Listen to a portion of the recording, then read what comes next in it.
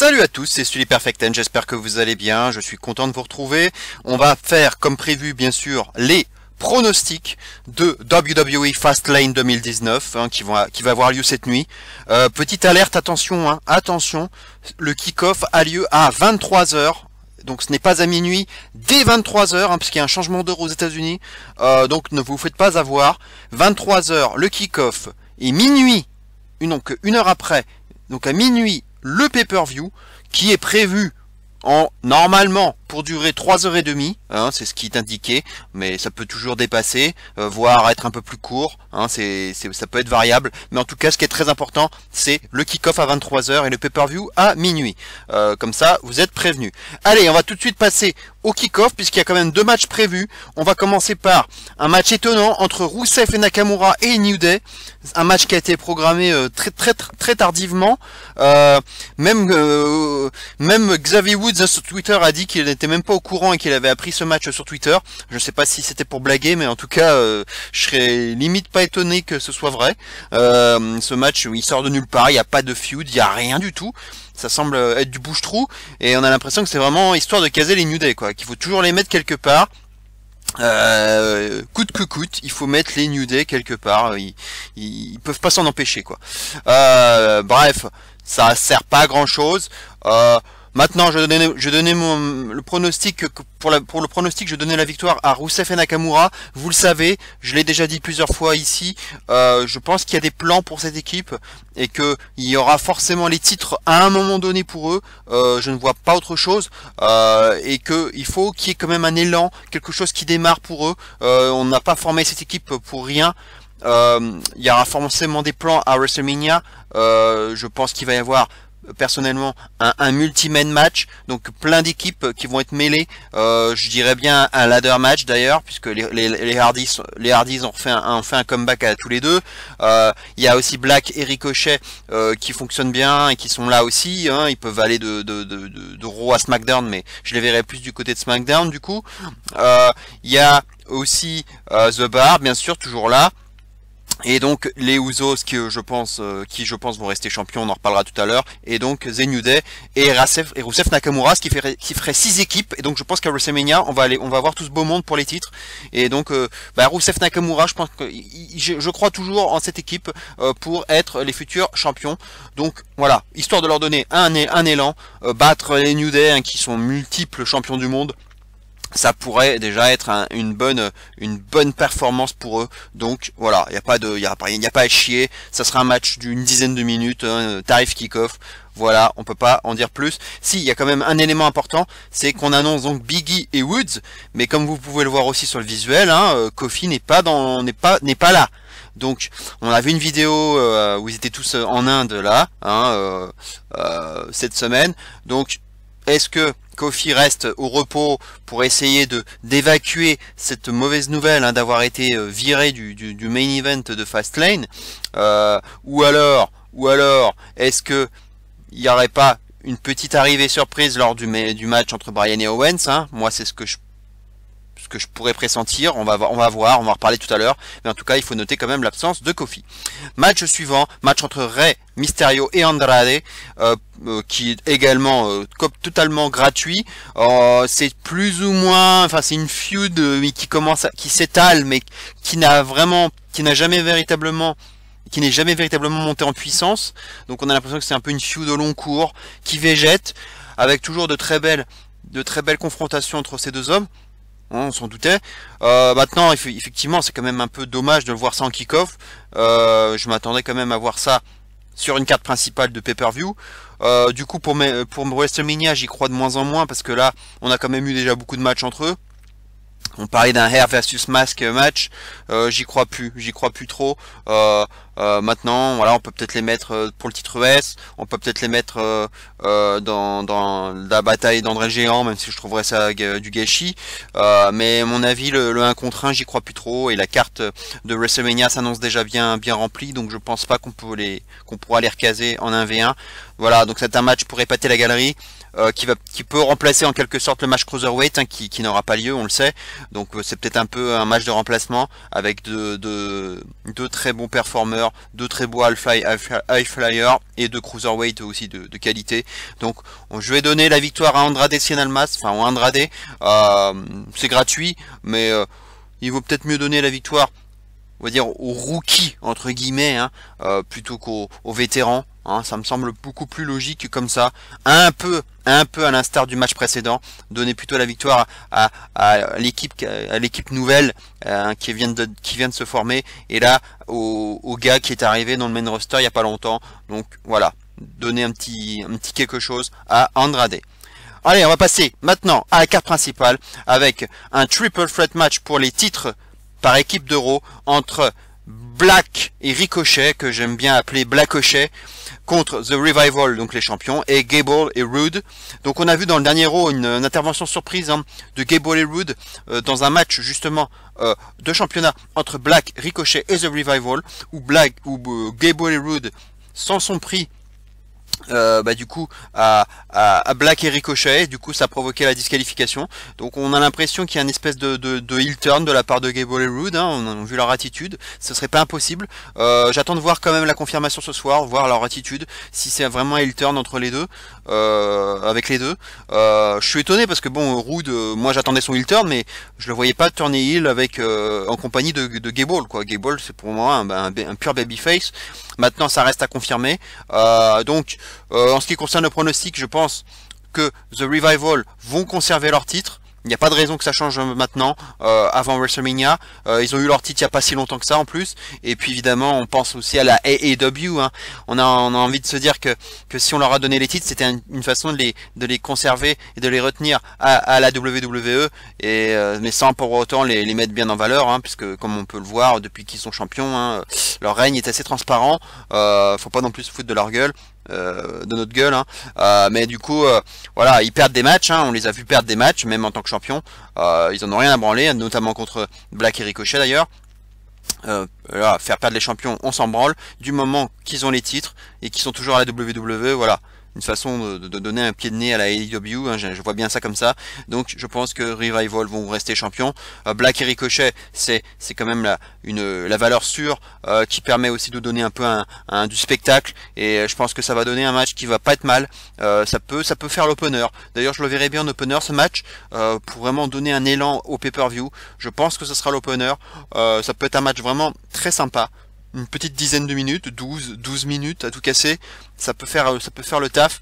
Et ce que je vois par la suite, c'est un match entre The Revival et Heavy Machinery à WrestleMania, puisque comme on a pu voir dans le dernier Raw, Heavy Machinery, ils ont l'air d'être un peu pushés, et on a vu toutes les équipes de Raw, qui sont un peu sur le bas côté, comme The B-Team, The Ascension, Ryder et Hawkins, qui sont un petit peu rebellés, contre les call-ups, hein. Ils en ont un peu ras-le-bol de voir toutes ces équipes leur passer devant.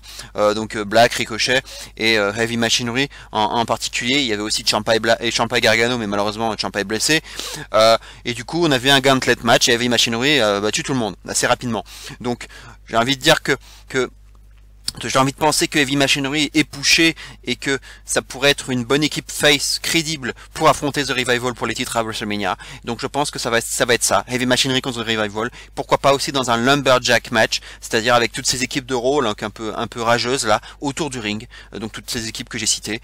On peut aussi ajouter Gable et Rude, hein, dans l'équation, puisque à ce moment-là ils seront pas non plus dans le match. Donc voilà ce que je vois, et je verrai plus du coup, comme j'ai dit tout à l'heure, Black et Ricochet plutôt impliqués dans le match pour les tag teams de SmackDown, pardon, à WrestleMania. Je leur parlais aussi tout à l'heure. Je vois autre chose pour eux.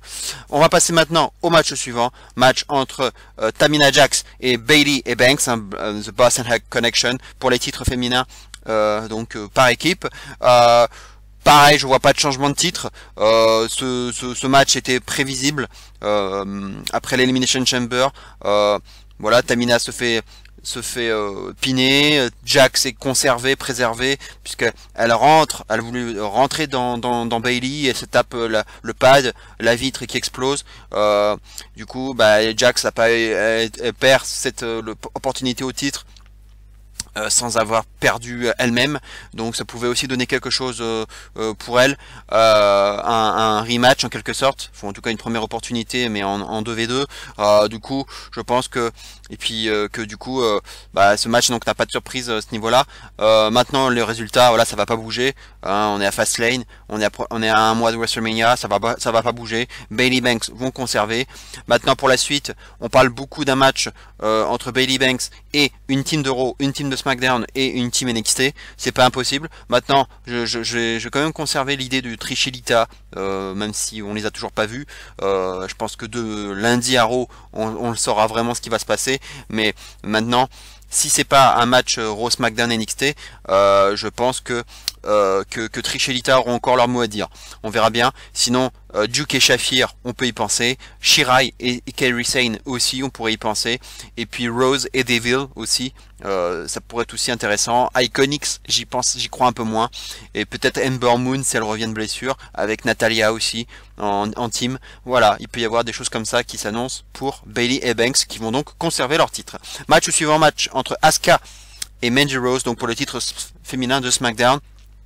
Pas grand chose à dire, une Asuka transparente depuis qu'elle a gagné qu'elle a gagné ce match donc de Rumble, hein, contre Becky Lynch, qu'elle a conservé son titre en faisant éliminer Becky Lynch, hein, c'est quand même pas rien, mais depuis son règne est transparent, on ne l'a pas vu, pratiquement pas vu des shows, c'est très très décevant, et elle fait des apparitions vraiment très sporadiques, en plus elle s'est un petit peu fait mal en live event la semaine dernière, justement sur Mandy Rose qui avait porté sa prise de finition, et elle s'était mal réceptionnée, je crois, sur la tête. Heureusement, plus de peur que de mal. D'ailleurs, elle devait affronter cette semaine Sonya Deville, donc un peu un match, on va dire, intermédiaire de transition en attendant donc le match de Fastlane. Ce qui me fait dire que du coup, je vois mal Deville être la prochaine challengeuse à WrestleMania, puisque l'idée c'est maintenant de trouver qui va affronter Asuka à WrestleMania, parce que bon, voilà, pour le pronostic de ce match, pareil, pas de changement de titre en vue, mais Mandy Rose championne, faut pas y songer, c'est pas possible, surtout avant WrestleMania. Quand bien même le règne d'Asuka est transparent, ce serait absolument désastreux pour Asuka de perdre son titre maintenant, surtout face à Mandy Rose, quoi, qui est encore green. Faut pas déconner non plus. Je veux bien que Vince aime bien les blondes, mais il faut quand même pas exagérer. Donner le titre maintenant à Mandy Rose, ce serait une pure injustice. Ce serait vraiment dégueulasse pour Asuka, qui doit à minima rester championne pour WrestleMania. Pour son adversaire, j'avais pensé à Sonya Deville, mais le fait qu'elle devait affronter Asuka cette semaine à SmackDown, du coup, m'a fait reculer, parce que je vois pas pourquoi Deville devait affronter Asuka, et du coup devrait du coup affronter Asuka aussi à WrestleMania. Du coup, ça me fait changer de plan. Je pense pas que Deville soit le prochain plan. On parle beaucoup de Lacey Evans, qui troll beaucoup avec ses allers-retours, ses allées et venues. Maintenant, pareil, c'est très green, quoi. Elle a rien montré, à part botcher, ce qu'elle a fait au Rumble. Je vois pas ce qu'elle a fait à Evans. Donc contre Asuka, j'ai du mal à y croire. Il y a une Nikki Cross aussi qui a disparu aussi, on sait pas trop ce qu'ils font avec elle. Peut-être que c'est Nikki Cross dont on n'entend plus parler. Maintenant, j'ai quand même une grosse pièce à mettre sur Shayna Baszler, qui je pense va perdre son titre face à Yoshi Arai, à mon avis, à TakeOver. Voilà comment je vois les choses. Donc je pense que Shayna Baszler pourrait être quand même ma grosse pièce pour affronter Asuka. Ça aurait de la gueule. Je pense qu'il y a que ça, il y aurait que ça qui aurait vraiment qui serait digne de WrestleMania, quoi. Je vois que ça. Donc on verra bien, mais en tout cas, Mandy Rose va perdre. Conservation bien sûr du titre par Asuka, je ne vois pas autre chose, et on verra bien à la suite pour Asuka. Mais c'est déjà un règne malheureusement transparent, et je pense que ça risque quand même de s'achever dès WrestleMania pour Asuka. Match suivant, match entre les Usos, les champions tag team de SmackDown, et donc Miz Mac, Shane McMahon et le Miz, donc ils vont avoir le droit à leur rematch, hein. Merci Shane, hein. Le Miz a insisté auprès de Shane, qui est quand même encore l'autorité, donc pour avoir ce rematch après les titres perdus piteusement malheureusement, hein, à l'Elimination Chamber, par surprise, hein, parce que je m'attendais pas à ce changement de titre aussi soudain. Je le voyais plutôt intervenir justement là pour Fastlane. Maintenant, pareil, hein, je vais vous dire la même chose. Le split entre Shane et le Miz me semble inéluctable. Le match à WrestleMania entre les deux, pareil. Et encore un élément supplémentaire, c'est que George Mezzanine, le père de Miz, sera dans le coin. Il sera ringside. Il sera vraiment à côté. Et encore un élément très important, on sera à Cleveland, Ohio, dans la ville du Miz. Donc on aura un public à fond derrière le Miz, à fond bien sûr derrière Shane, par voie de conséquence. Donc on a on va dire un cadre, un environnement propice pour que Shane et le Miz récupèrent les titres, avec Papa le Miz derrière à fond derrière son fiston, pour que bien sûr le père soit fier de son fiston. Il y aura un petit élément émotionnel qui va entrer en ligne de compte. Maintenant, il faut pas se leurrer. Je vois pas pourquoi est-ce qu'il ferait à nouveau changer les titres. C'est pas ce qui est prévu. La storyline maintenant entre Shane et le Miz, elle dure depuis un bon moment. Hein, tout est parti quand même du Best in the World, du tournoi Best in the World de Crown Jewel. Hein, donc ça part de très très loin. Et justement, il y a peut-être que ce trophée, on en parle, j'en ai déjà entendu parler, que ce trophée Best in the World pourrait être mis en jeu dans cet éventuel match entre Shane McMahon et le Miz à WrestleMania. Ça pourrait donner un petit quelque chose d'intéressant, voilà, et donner quelque chose, au moins rendre ce trophée Best in the World au moins un peu intéressant, puisque vu cette parodie de catch qu'on avait pu avoir dans ce tournoi, c'était n'importe quoi. Mais ça sauverait un peu le truc. Voilà. Maintenant, je sens le gros twist, la grosse quenelle avec le Papa Miz. Je sens, je sais pas, le père du Miz qui va intervenir, qui va donner une gifle à Shane, ou un coup malencontreux. Enfin, ça va mal finir cette histoire. Ça va mal finir. Au moins on n'aura pas Maryse qui est enceinte, donc voilà, je pense qu'on peut la mettre de côté. Mais Papa Miz, attention, je vous le dis tout de suite, Papa Miz, il va avoir un rôle très important, et je pense que là ça va se friter. Là je pense que le split entre Shane et le Miz, c'est pour maintenant, et il y a plus le choix. WrestleMania c'est dans même un peu moins d'un mois. Il faut y aller maintenant, c'est dans 4 semaines, il faut lâcher les chevaux, et il faut que ça split, et les Usos vont conserver. Et donc ce que je pense, c'est de voir toutes les équipes de SmackDown regroupées dans un ladder match, parce que les Hardy Boys, si on les fait revenir, à mon avis, c'est que ça peut avoir une petite odeur de ladder match. Black et Ricochet, comme je vous le disais, je les vois plutôt dans ce match, donc plutôt pour les titres de SmackDown, avec les capacités de voltigeur de Ricochet, un ladder match, ça peut avoir de la gueule. Nakamura et Rusev, dont je vous parlais tout à l'heure, qui pour moi sont promis à avoir quelque chose, peut-être d'ailleurs à WrestleMania. Les New Day, qu'il faut toujours caser quelque part, à mon avis ils seront là aussi.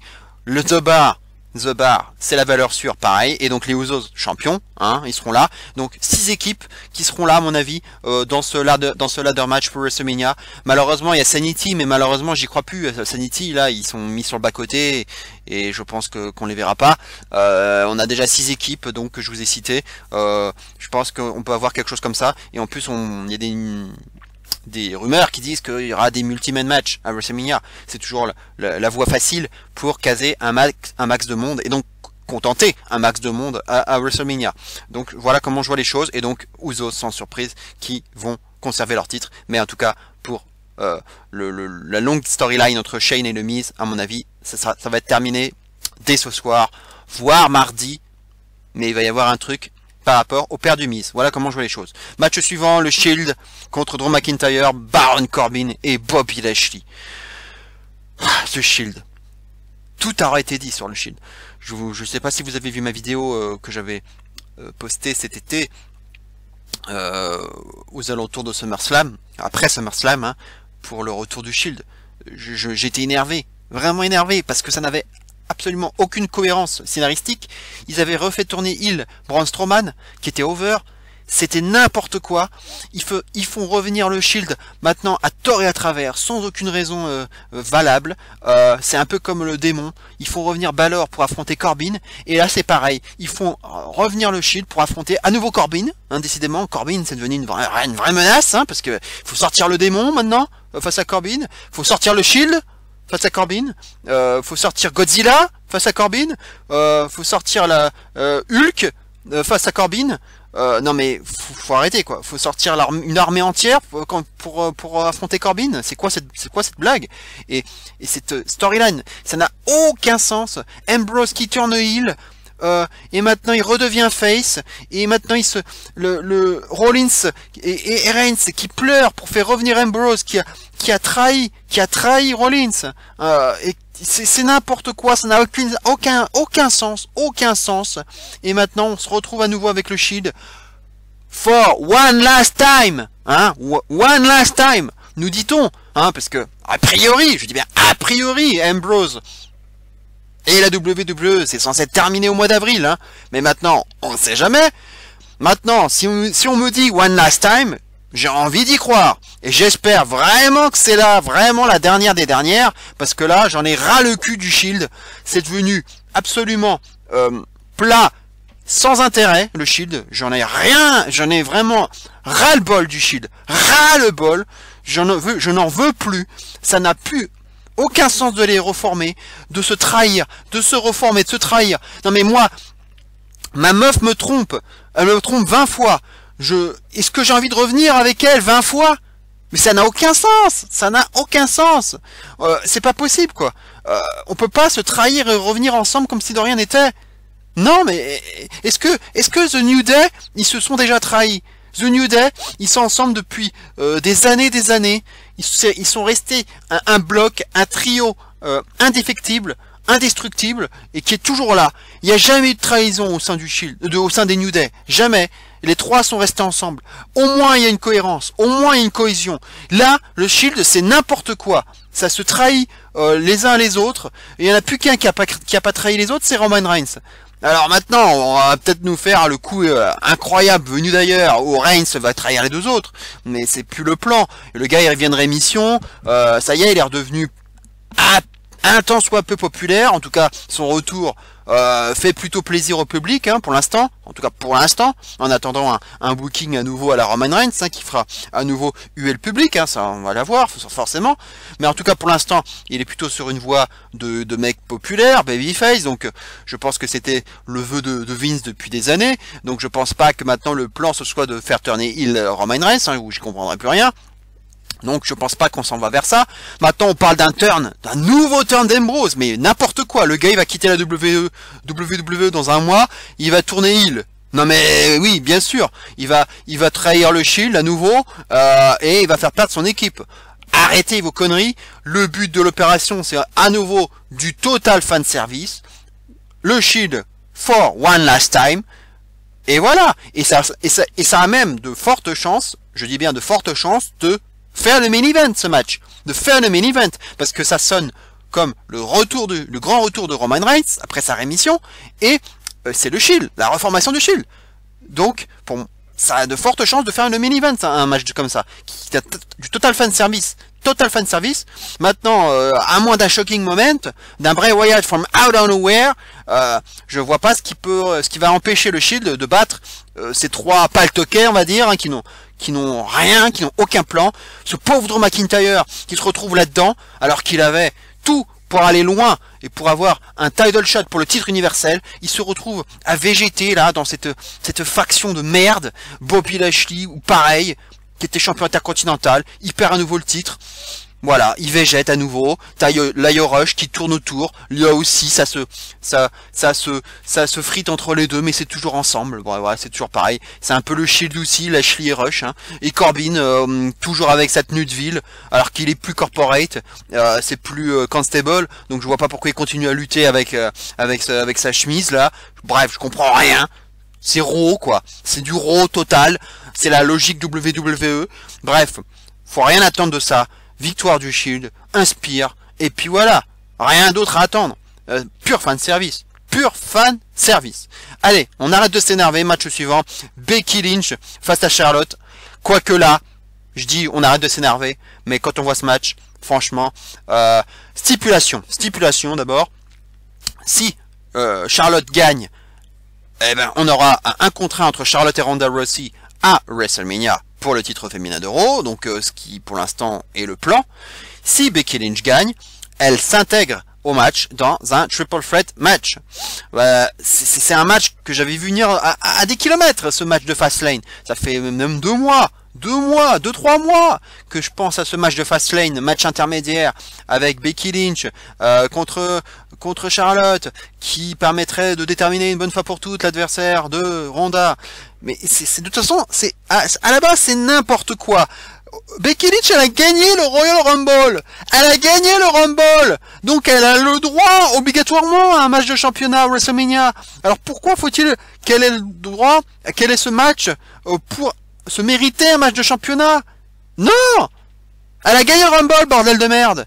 C'est n'importe quoi cette storyline. Ça encore, c'est de la WWE logique. Mais vraiment pur. Ils se sont compliqués la tâche. Alors que cette feud, c'était tellement simple. Cette storyline entre Becky Lynch et Ronda, c'était tellement facile à booker. Ils nous l'ont compliqué, mais d'une façon absolument magistrale. Avec Becky Lynch blessée à la jambe par Nia Jax au Rumble. Elle marche en Becky pendant 3 mois.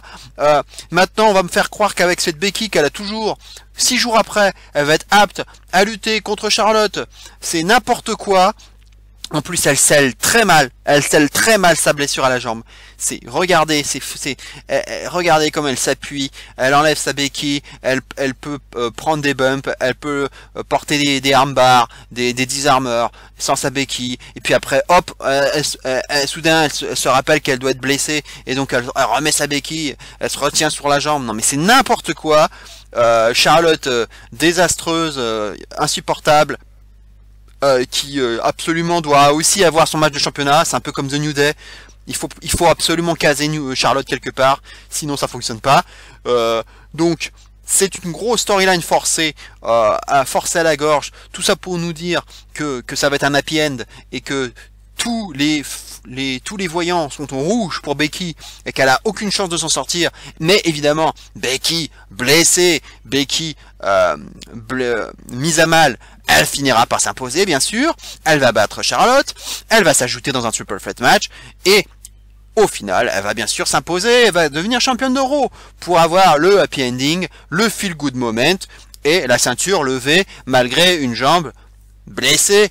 Et voilà, c'est ça qu'on nous réserve. De toute façon, Ronda, elle est programmée pour se barrer après WrestleMania, prendre sa pause, elle l'a dit, donc de toute façon elle sera plus championne, donc Becky va prendre la ceinture, feel good moment, et puis elle fera le tomber sur Charlotte, comme ça protège Ronda, qui restera invaincue, et tout le monde sera content.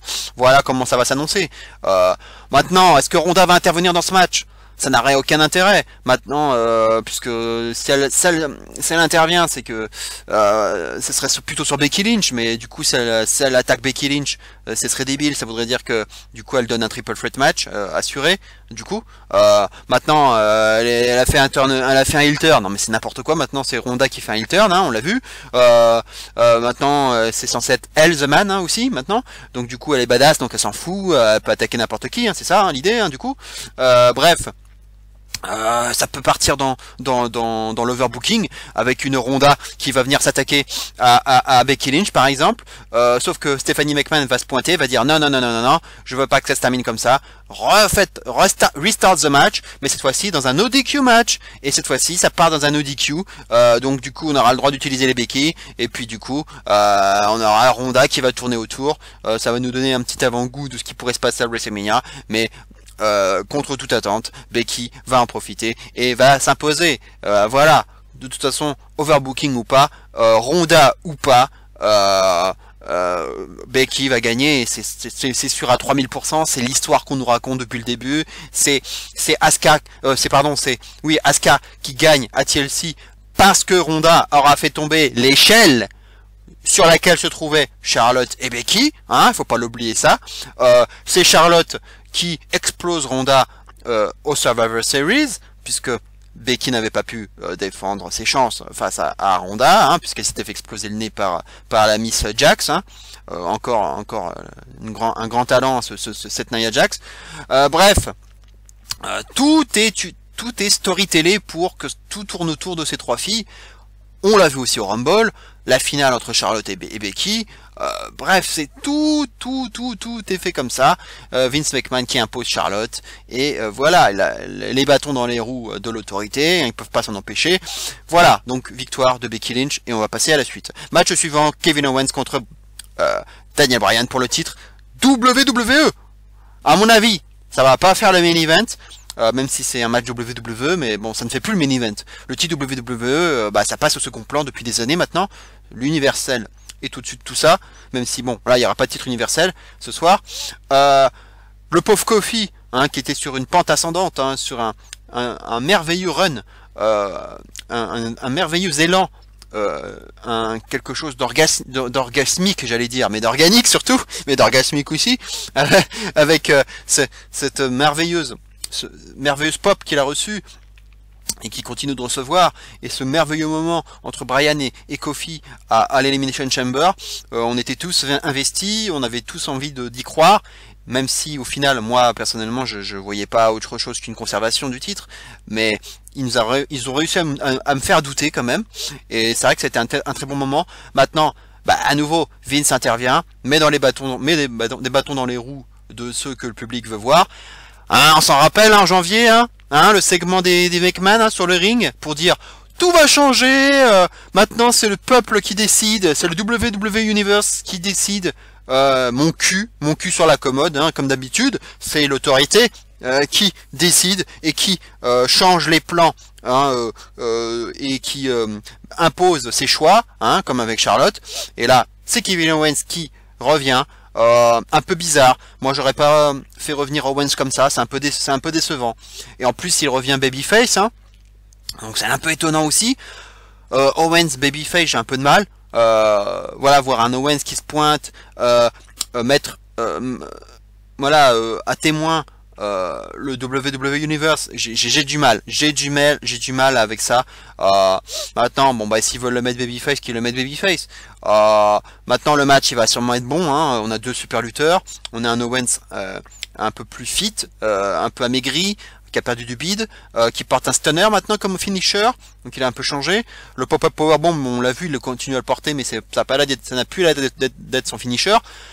Maintenant, il y a une phrase que j'ai gardée en tête, très importante à mon avis, qu'il a prononcée, Daniel Bryan, à Kevin Owens lors du dernier segment, et je vous propose de l'écouter tout simplement. The only reason why you don't have a 7-footer next to you is because, Kevin, you don't have any friends left. Voilà, et cette phrase, pour moi, elle veut dire quoi? Elle veut dire, à mon avis, que le fait que Kevin Owens n'ait pas d'amis, ça me semble être une grosse porte ouverte au retour de Sami Zayn. Voilà comment je vois les choses. Je pense que Sami Zayn pourrait revenir, mais pas à Fastlane. Parce que bon, l'idée, on va tout de suite parler du pronostic, c'est que Daniel Bryan va conserver son titre. C'est évident, c'est Fastlane. WWE, le titre ne peut pas changer à Fastlane, c'est impossible. C'est pas le moment. Le run de Bryan est excellent. Donc il n'a pas de raison de changer. Et ce qui est très intéressant, voilà mon petit fantasy booking, c'est que hier, en live event, c'est que Luke Harper a fait son grand retour. Chez lui d'ailleurs, je crois que c'était dans l'état de New York, Winchester. Il a fait son grand retour. Donc c'est très intéressant de voir que Luke Harper a fait ce retour la veille de Fastlane. Parce que évidemment Eric Rowan, Luke Harper, et même Daniel Bryan, ça rappelle la Wyatt Family. Et donc cette phrase pour dire que du coup il a plus d'amis, Kevin Owens, j'ai envie de dire, voilà mon pronostic pour le scénario, c'est que Daniel Bryan va conserver son titre grâce à une intervention de Luke Harper. Voilà comment je vois les choses, mais même de Eric Rowan. En gros, il va y avoir un tabassage à 3. Je vois bien un truc comme ça. Ce qui va protéger, du coup, Kevin Owens. Ça va permettre de le protéger. Donc, du coup, je ne suis même pas sûr que Kevin Owens va perdre clean. Je pense que cette conservation du titre, ça pourrait être tout à fait une victoire ça pourrait même être une victoire de Kevin Owens par disqualification. On ne sait jamais. Je suis même pas sûr que Daniel Bryan va gagner clean ce match. C'est pour ça que finalement, ce pronostic sera pas si évident. La seule chose évidente, c'est la conservation du titre par Bryan. Maintenant, ils peuvent la jouer protection en faisant gagner Owens par DQ. hein, ou un dusty finish de la part de Bryan, mais je vois peut-être pas les choses très clean, et je pense que Luke Harper peut faire son grand retour, et donc intervenir, rejoindre la faction, hein, on va dire, avec donc Rick et Rowan, Harper donc, et c'est là que Sami Zayn pourrait revenir, soit à ce moment-là à Fastlane, pour qu'on ait une petite confrontation, hein, avec les 4 hommes, et Bryan aussi qui serait là, ou on attend SmackDown, on attend mardi, et c'est là que Kevin Owens revient avec Sami Zayn qui fait son grand retour pour relancer à WrestleMania un match 2 contre 2 entre Harper, Rowan et Owens et Zayn. Harper, Rowan, Owens et Zayn. Voilà mon fantasy booking, et en plus ça permettrait du coup de libérer Daniel Bryan de Kevin Owens, du coup, hein, puisqu'il n'y aurait pas de rematch, hein. Du coup, Owens ne serait plus dans l'équation. Mustafa Ali, on en parle. Moi, à mon avis, Mustafa Ali, il m'a l'air peut-être plutôt parti pour le titre US. Si c'est pas John Cena, je vois plutôt Ali pour affronter Samoa Joe à WrestleMania. Si c'est pas Ali, donc, Kofi, donc à qui on a injustement retiré l'opportunité, pourrait très bien revenir dans le game pour avoir enfin ce match 1v1 contre Bryan qu'il mérite, et en plus voilà, le public adorerait ça. Ça peut être la belle histoire, donc de protéger ce Kofi Bryan, hein, qui n'aura donc pas lieu ce soir, pour l'avoir à WrestleMania. Ça pourrait donner une belle pop, un bon moment, même si Bryan va a priori conservé, mais au moins on aurait un bon feel good moment. Kofi contre Bryan à WrestleMania, et donc du coup on aurait Harper, Rowan contre Owens et Zayn à WrestleMania. Voilà mon fantasy booking qui pour moi qui est tout à fait crédible. Voilà, et ce serait une manière de dire que Owens, non, Owens il y a toujours des amis, et c'est là que Sami Zayn va revenir. Voilà pourquoi il faut réfléchir, il faut toujours aller au-delà, et essayer de comprendre parfois les petites phrases qui nous sont balancées ici ou là. Et c'est pour ça que je vous ai balancé cette phrase que je vous ai rappelé cette phrase de Daniel Bryan lors de ce dernier segment de SmackDown, qui pourrait vraiment avoir son importance. En tout cas, conservation du titre par Daniel Bryan, pardon. Voilà ce qu'on pouvait dire donc sur les pronostics de WWE Fastlane. J'espère que ça vous aura plu. Une info très importante, c'est que vous aurez la review très rapidement, puisque demain je serai en congé, en RTT. J'avoue, je suis tellement fan de catch que j'ai fait exprès de poser ma RTT pour vous faire ma review de Fastlane, et pour aussi voir Fastlane en live. Et je peux déjà vous annoncer que pour WrestleMania ce sera pareil. Je serai en congé le lendemain de WrestleMania, donc je vais voir le show en direct, et je vous ferai une review dès le lendemain. Donc Fastlane, WrestleMania, vous aurez la review dès le lundi, dès le lendemain. Voilà, c'est une info importante. Donc la review va arriver très vite. Comme vous pouvez le voir dans mes pronostics, aucun changement de titre, parce que on est à Fastlane, c'est la dernière ligne droite avant WrestleMania. Traditionnellement, il se passe pas grand chose, pas trop de changements de titre en général. Voilà, il y a des exceptions bien sûr. Quand Goldberg avait pris le titre à Kevin Owens en 2-4-6, mais on connaissait l'histoire, il fallait qu'il affronte Lesnar. Voilà, ça dépend du scénario qu'on veut nous imposer. Mais là, vu le plateau, je ne vois aucun changement de titre. Aucun changement de titre. Voilà, je ne m'attends à aucune surprise. Seule surprise, peut-être le retour de Sami Zayn. Éventuellement Bray Wyatt, mais alors j'y crois plus trop. Bray Wyatt, à mon avis, va parvenir avant le post-WrestleMania, avant le Raw post-WrestleMania, à mon avis. Voilà, à moins d'un turn, encore un turn d'Ambrose. S'il vous plaît, pas de turn, sinon je vais gueuler comme un veau. Et voilà, un truc avec George Mizzanin, voilà, et la fin du Miz et de Shane. Voilà, il va se passer un truc comme ça, mais sinon je vois pas d'autres surprises. En tout cas, pas d'autres shocking moments. De toute façon, les shocking moments en pay-per-view, on ne sait plus faire. S'ils clôturent le show avec le Shield, peut-être qu'ils vont nous réserver un truc, mais à mon avis, c'est juste histoire d'avoir le Shield qui célèbre une dernière fois ensemble. Voilà, feel good moment, point barre.